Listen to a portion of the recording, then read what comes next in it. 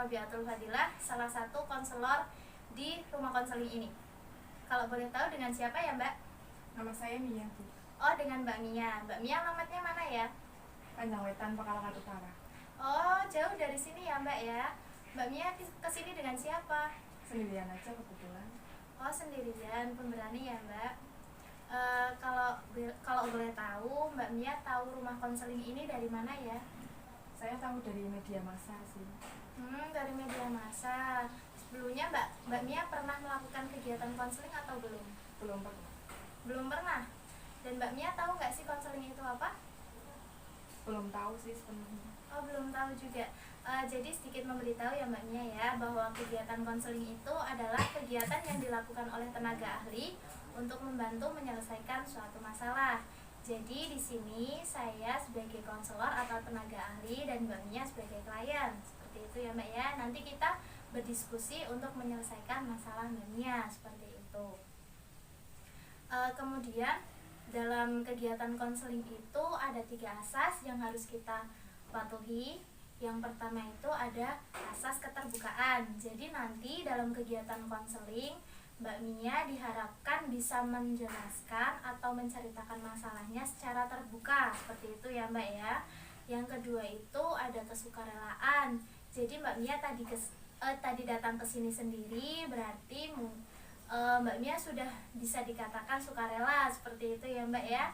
Dan yang ketiga yaitu asas kerahasiaan, di mana nanti kegiatan yang terjadi di sini itu hanya saya, Mbak Mia, dan Allah yang tahu, seperti itu ya Mbak. Bagaimana Mbak? Iya, saya mengerti, Bu. Oke, kalau begitu sebelum kita melakukan kegiatan konseling, alangkah lebih baiknya kita memberi waktu, kita menyepakati waktu akan berjalan berapa lama kegiatan konseling ini. Kira-kira kalau 7 menit bagaimana Mbak? Iya, saya rasa cukup.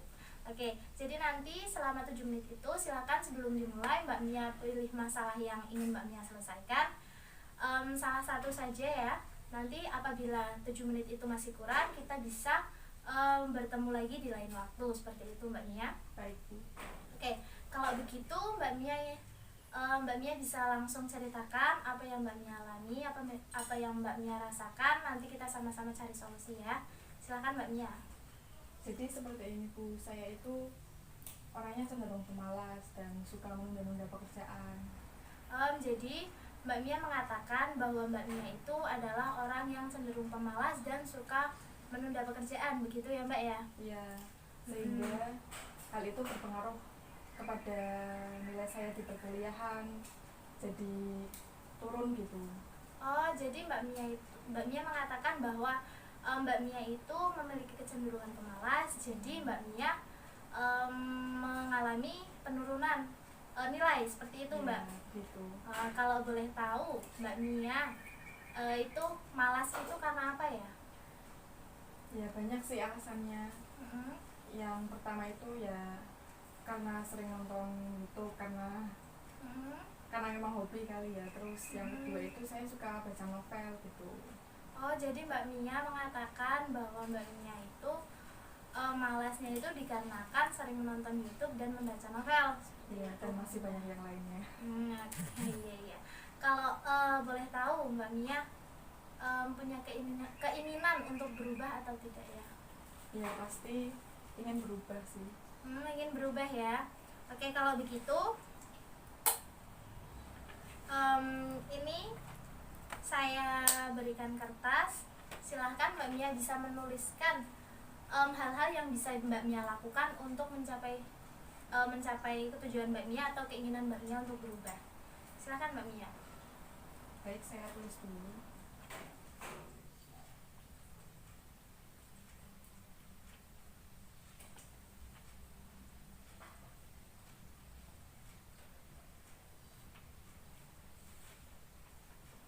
Ini tuh saya sudah menulis. Iya.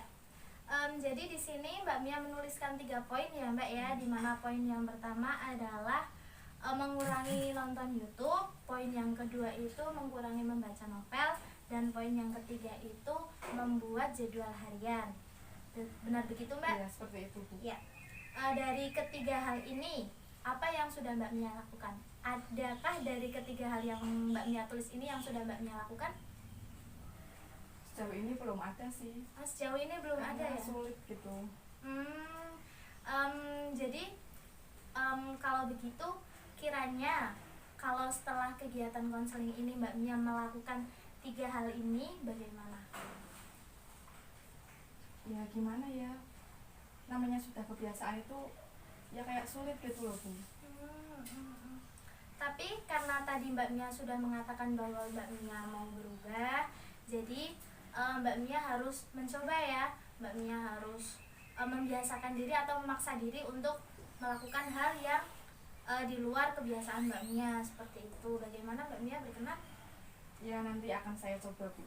Oke, kalau begitu nanti setelah kegiatan ini Mbak Mia bisa melakukan 3 poin ini yang Mbak Mia tuliskan, agar keinginan Mbak Mia untuk berubah itu bisa tercapai seperti itu ya Mbak. Baik Bu. Dan nanti setelah 1 bulan kita atur waktu kembali untuk kita bertemu dan mendiskusikan langkah selanjutnya yang akan kita lakukan. Bagaimana Mbak Mia, berkenan atau tidak? Ya saya berkenan Bu.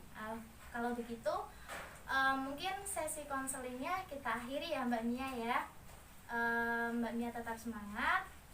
Mbak Mia harus berani mencoba, dan ini adalah ketiga hal yang Mbak Mia tuliskan di sini adalah PR Mbak Mia ya.